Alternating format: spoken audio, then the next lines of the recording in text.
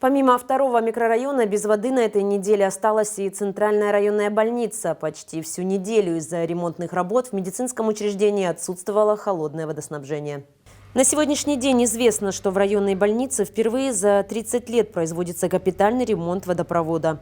Воду пустят уже по новой ветке, что позволит улучшить качество воды, а также избежать порыва старого и ветхого трубопровода. Подробности ремонтных работ в центральной районной больнице, а также интервью с главврачом Евгением Махиней смотрите в нашем следующем эфире.